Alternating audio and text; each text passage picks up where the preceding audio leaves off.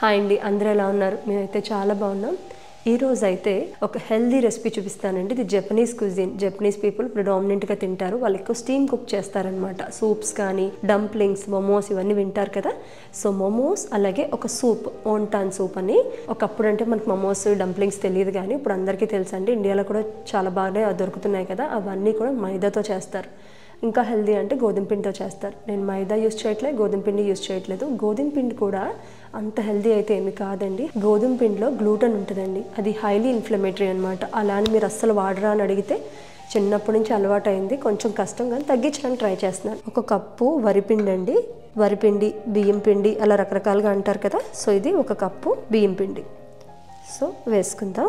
So మైదా పిండి కానీ గోధుమ పిండి కానీ ఎందుకు బాగుంటాయంటే టెక్స్చర్ చూయీగా ఉంటుంది చూసారా, ఆ చూయీనెస్ అయితే మీకు వాటిలో వస్తుంది. ఇప్పుడు మనం గోధుమ పిండి మైదా పిండి వాడకుండా ఆ చూయీనెస్ ఎలా తీసుకొస్తామంటే స్టార్చ్ అండి, కసావా స్టార్చ్, ఆ టాపియోకా స్టార్చ్, ఆ పొటాటో స్టార్చ్, ఈ ఫ్లవర్స్ ఏదైనా వాడచ్చు, మీకు దొరుకుతుంది. అవి మంచివి కూడా అనమాట. నేనైతే కసావా ఫ్లవర్ తీసుకున్నాను. ఒక కప్పు బియ్యం పిండి తీసుకున్నాను కదా, ఒక కప్పు కసావా ఫ్లవర్ తీసుకుంటున్నాను. దీన్ని cassava starch, tapioca starch, potato starch అని కూడా అంటారు, ఫ్లవర్ అని కూడా అంటారు.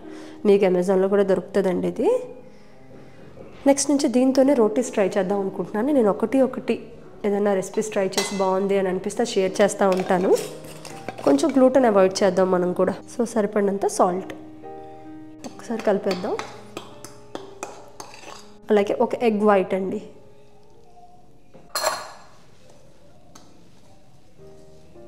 ఇప్పుడు ఏం చేస్తామంటే ఈ రెండు ఫ్లవర్స్ని యాక్టివేట్ చేయడం అంటారు. దాన్ని ఎలా యాక్టివేట్ చేయాలో చూపిస్తాను. ఇందులో వేడివేడి నీళ్ళు, మరిగే నీళ్ళు వేసుకోవాలన్నమాట. అప్పుడు ఈ స్టార్చ్ యాక్టివేట్ అవుతుంది, టాపియోకా స్టార్చ్.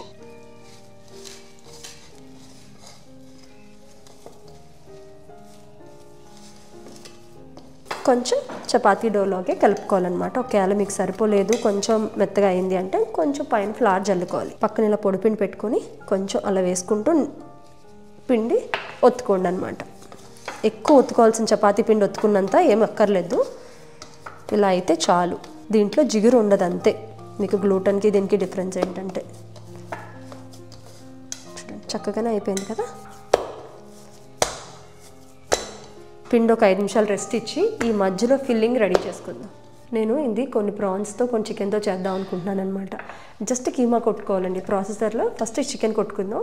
ప్రాన్స్ అయితే మిక్సీ కొట్టక్కర్లేదు, జస్ట్ చిన్న చిన్న ముక్కలు చాప్ చేసుకుంటే చాలు. మనం ఫస్ట్ చికెన్ అయితే కొట్టుకుందాం. ఇందులో కొంచెం సాల్ట్, కొంచెం ధనియా జీరా పౌడర్, కొంచెం కారంకి సరిపడా పెప్పర్.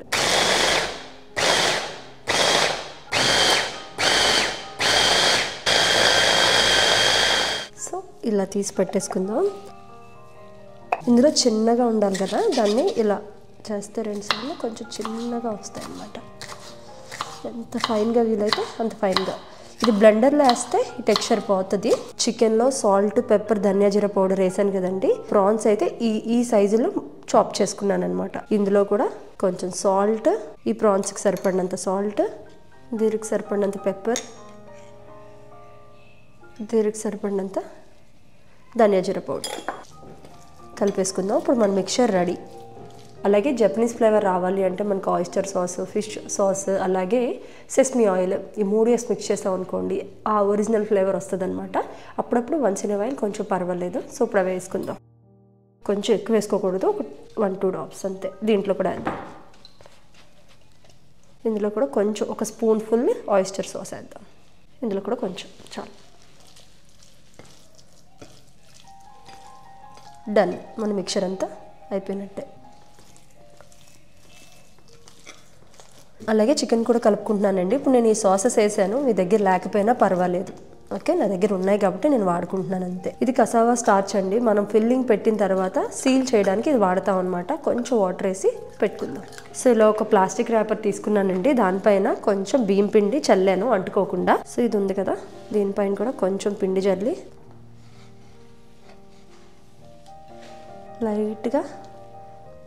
లైట్గా చెయ్యాలన్నమాట. సో ఇలా వచ్చిందండి, పర్వాలేదు, బాగానే వచ్చింది. కొంచెం ప్రాన్, కొన్ని స్ప్రింగ్ ఆనియన్స్, కొన్ని గార్లిక్, కొంచెం చాప్డ్ జింజర్. ఇప్పుడు జాగ్రత్తగా సీల్ చేయాలి. మీరు గోధుమ పిండి మైదా పిండితో హ్యాండిల్ చేసినట్టు చేయకూడదు. ఈ సైడ్స్ అంతా కూడా ఇందాక మనం స్టార్చ్ వాటర్తో పెట్టాం కదా, చుట్టూ రాసేస్తే సరిపోతుంది. ఇప్పుడు దీన్ని ప్రెస్ చేయాలి. ప్రెస్ జాగ్రత్తగా, చాలా డెలికేట్ ఉంది. Press press press. ఇలా ఏదన్నా వస్తే భయపడద్దు, మన దగ్గర స్టార్చ్ ఉంది కదా, దాంతో క్లోజ్ చేసేద్దాం అంతే. Again same process. కొంచెం చికెన్, కొన్ని స్ప్రింగ్ ఆనియన్స్, కొంచెం జింజర్, కొంచెం ఇది పాకెట్లా చుట్టేద్దాం. స్టీమర్లో పెట్టుకుంటున్నాను. గ్లూటెన్ ఫ్రీ మోమోస్ అండ్ వాంటాన్స్ చేయడం కొంచెం ఛాలెంజింగ్గానే అనిపించిందండి, కానీ ట్రై చేశాను అనమాట. ఎలా ఉంటుంది, టేస్ట్ ఎలా ఉంటుంది, చేయడానికి ఎలా ఉంటుంది అని కొంచెం ఛాలెంజింగ్గా అనిపించింది. బట్ పర్వాలేదు, మనం గ్లూటెన్ అవాయిడ్ చేయాలనుకున్నప్పుడు కొంచెం కష్టం ఉంటుంది. అలాగే ఇవి ఎలా వస్తాయో నాకు తెలియదండి, లిటరల్గా నేను ఫస్ట్ టైమే చేస్తాను అనమాట. సో అందుకు కొంచెమే పిండి కలుపుకున్నాను. సో నాకు డంప్లింగ్స్ లాగా వచ్చాయి, వాంటాన్స్లా రాలేదు. షేప్ ఏదైతే అది అయిందిలేండి. సో అవి నాకు 4 వచ్చాయన్నమాట. మిగతావన్నీ కూడా నేను చికెన్ బాల్స్లా చేస్తాను. అలాగే నా కుకింగ్ వీడియోస్ అన్నీ చూస్తున్నప్పుడు మీ యూటెన్సిల్స్ కూడా చూపించండి అని అడుగుతున్నారు కదా. అగైన్ నా కుక్కరీలోకి కొన్ని కొత్త ఐటమ్స్ అయితే యాడ్ అయినాయండి. ఇదొకటి వీటితో ఎప్పుడు కుక్ చేస్తానా అని లిటరల్గా వెయిట్ చేస్తున్నాను. చూడండి, ప్యాన్ థిక్ బాటము, అస్సలు మాడదు, వెడల్పుగా ఎంత ఉంది. ఇందులో తవా చికెన్ చేస్తే కరివేపాకు కొత్తిమీర వేసి చాలా బాగుంటుంది అనమాట. సో ఇదైతే అందుకు తెప్పించాను నేను. అలాగే ఇదేంటి అంటే చిన్నగా మా ముగ్గురికి ఏదన్నా వండుకోవాలంటే, ఇప్పుడు సూప్ చేసుకోవాలన్నా సరే నీట్గా బాగుంటుంది కదా, సో అని చెప్పి ఇలాంటిది ఒకటి చేసుకున్నాను. ఇది కూడా స్టెయిన్లెస్ స్టీల్ అనమాట, థిక్ బాటమ్ ఉన్నది. ఇవన్నీ కూడా నేను ఇండస్ వ్యాలీ నుంచి తీసుకుంటానండి. మోస్ట్లీ ఇప్పుడు నా స్టీమర్ చూసినా సరే ఇండస్ వ్యాలీ నుంచి అనమాట. ఎందుకంటే క్వాలిటీ బాగుంటుంది. ఇంత క్వాలిటీ ఇక్కడ కొనాలంటే ఎక్స్పెన్సివ్ ఉంటుందండి. సో నాకు ఎవ్రీ టైం ఆల్మోస్ట్ 3-4 మంత్స్కి పార్సల్స్ వస్తాయి కాబట్టి నేను ఆల్మోస్ట్ ఎవ్రీ టైము నాకు పార్సల్ ఇండస్ వ్యాలీ పార్సల్ అయితే ఉంటుంది అనమాట. ఈ ప్యాంట్స్ లింక్స్ కావాలంటే కింద డిస్క్రిప్షన్లో ప్రొవైడ్ చేస్తానండి, అవి క్లిక్ చేసి మీరు బై చేసుకోవచ్చు. నా కూపన్ కోడ్ కూడా నేను ఇక్కడ పెడతాను, అది కూడా యూస్ చేస్తే మీకు అయితే డిస్కౌంట్ కూడా వస్తుంది. సో ఇప్పుడైతే సూప్ చేసేసుకుందామండి. అది కూడా ఈజీ అనమాట. కొంచెం ఆయిల్ వేసుకోవాలి, ఈ మాత్రం ఆయిల్ అంతే, హార్డ్లీ 1 స్పూన్ ఉంటుంది అంతే. సో ఇందులో వెజిటబుల్స్ వచ్చి broccoli, mushroom, beans, spring onions, normal onions, ఫైన్గా చాప్ చేసిన జింజర్, గార్లిక్ అండి, సన్నగా తరుక్కున్న వెల్లుల్లి, అల్లం 2 వేసుకుందాం అండి. ఫస్ట్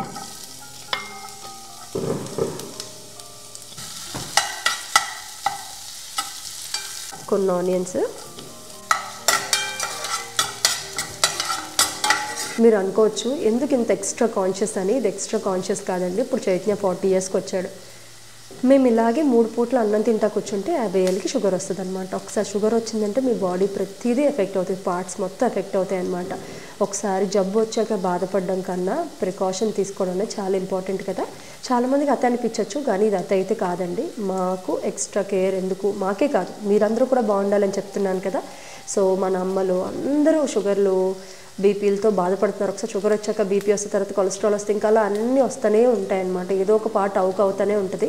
నేను మా అమ్మని ఒక 22 ఏళ్ళ క్రితం షుగర్ వచ్చింది, ఎంత బాధపడిందో నేను చూశానండి దగ్గర నుంచి. ఒకసారి వచ్చాక ఏమీ చేయలేం. ఒకవేళ షుగర్ ఉందనుకోండి, షుగర్ ఉన్న వాళ్ళకైతే ఖచ్చితంగా కంట్రోల్లోకి వచ్చేస్తుంది, రివర్స్ అవుతుంది కూడా. మేమే ఎగ్జాంపుల్. చైతన్య 10-12 ఇయర్స్ నుంచి ప్రీ డయాబెటిక్ స్టేజ్లో ఉన్నాడు. ఆల్మోస్ట్ ఇంకా డయాబెటీస్ వచ్చే స్టేజ్లో ఉన్నవాడు ఇప్పుడు నార్మల్ 47 కదా, 38లోకి వచ్చాడనమాట. పాయింట్స్ ఆల్మోస్ట్ 10 పాయింట్స్ తగ్గించామండి ఈ 1.5 year 2 yearsలో. సో మేమే ఎగ్జాంపుల్. సో షుగర్ ఉన్నా సరే రివర్స్ చేసుకోవచ్చు. ఒకవేళ లేని వాళ్ళు అయితే ఎక్స్ట్రా కాషియస్. మనకు 70 ఏళ్ళు 80 ఏళ్ళు వచ్చినా సరే షుగర్ బీపీ లేకుండా హ్యాపీగా బతకచ్చు అనమాట. సో బీన్స్, మష్రూమ్స్, బ్రొక్కలి,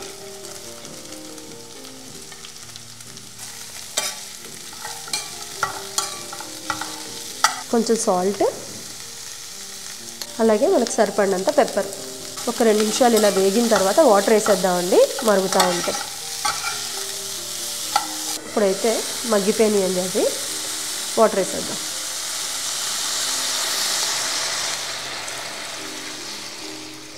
మీకు ఇంకా కావాలంటే క్యారెట్ వేసుకోవచ్చు, ఇంకా మీకు నచ్చిన వెజిటబుల్స్ అన్నీ వేసుకోవచ్చు అండి. ఇది క్లియర్ సూప్ అనమాట, ఇది థిక్గా ఉండదు, ఇలాగే ఉంటుంది వాటర్ ఇలాగే. సూప్ కొత్త ఉడుకుతున్నప్పుడు మనం చేసుకున్న వాంటాన్స్, ఇది వాంటాన్ షేప్లో లేదండి, మీరు డంప్లింగ్స్ అని అనుకోవచ్చు, ఏదైనా సరే అది. అలాగే నేను మిగిలిన చికెన్ మిశ్రమం ఉంది కదా, అది కూడా వేసేస్తాను. ఇవి కూడా చక్కగా ఉడికి బాల్స్ బాగుంటాయి అనమాట. ఇలా ఫిష్ అయినా చేసుకోవచ్చు, ప్రాన్ అయినా చేసుకోవచ్చు, చికెన్ అయినా వేసుకోవచ్చు అనమాట. జస్ట్ ఇలా ఉండాలి చుట్టూ వేసేస్తే సరిపోతుంది. ఇప్పుడు వేసేసుకుందాం. అన్నీ కవర్ అయ్యేటట్టు పెట్టేద్దాం, మూత పెట్టేస్తే ఒక 10 minutes అయిపోయిందండి. సూప్ చూసారు కదా, చికెన్ బాల్స్ అన్నీ పైకి వచ్చేసాయి చూడండి. అన్నీ బైక్ వచ్చేసాయి. మనం వేసిన డంప్లింగ్స్ కూడా ఎంత బాగా ఉడికాయో చూసారు కదా, ఇంకా అయిపోయినట్టే అనమాట. ట్రాన్స్పరెంట్గా వచ్చింది కదా, సో అయిపోయింది. ఇదేనండి క్లియర్ సూప్. చికెన్ స్టాక్ అంతా దిగి చాలా యమ్మీగా ఉంటుంది. దట్టు ఇది ఏంటి అంటే టాపియోకా స్టార్చ్ కదా, ఇది కొంచెం దిగుతుంది, అందుకే కొంచెం తిక్కగా వచ్చింది చూసారా. లాస్ట్లో దించే ముందు కొంచెం పెప్పర్ వేస్తే ఆ అరోమా చాలా బాగుంటుంది అనమాట. కొంచెం వేసుకొని ఎగ్జాక్ట్గా నేను చెప్పినట్టుగా చేయండి. ఇది వెరీ ఎకనామికల్ సూప్ కూడా. 1/2 kg చికెన్ అయితే ఇన్ని డంప్లింగ్స్ అవుతాయండి. చికెన్ డంప్లింగ్స్ చక్కగా మీకు నచ్చినంత చికెన్ పెట్టుకొని తినచ్చు అనమాట. కొంచెం లాస్ట్లో స్ప్రింగ్ ఆనియన్స్ అనమాట. Chicken and then dumplings soup అనమాట వెజిటబుల్స్తో.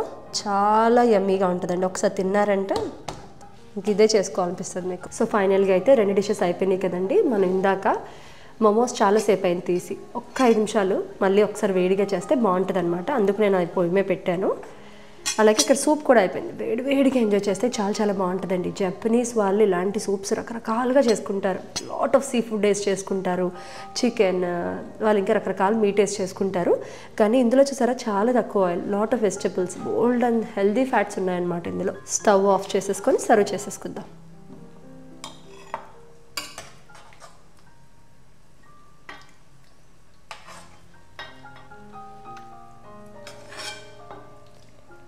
ఈ డంప్లింగ్స్ కూడా అయిపోయినాయి.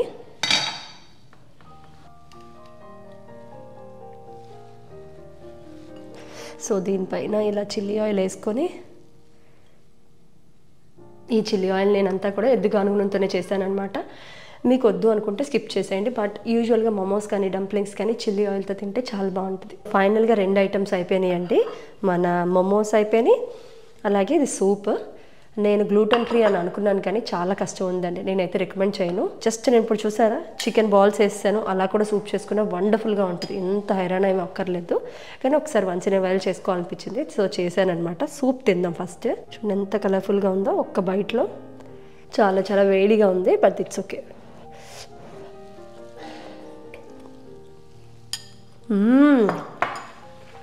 అవి సూప్లో వేస్తే అద్భుతంగా ఉంది. డంప్లింగ్స్లో ఎలా ఉందో చూద్దాం. చిల్లీ ఆయిల్ పెట్టుకొని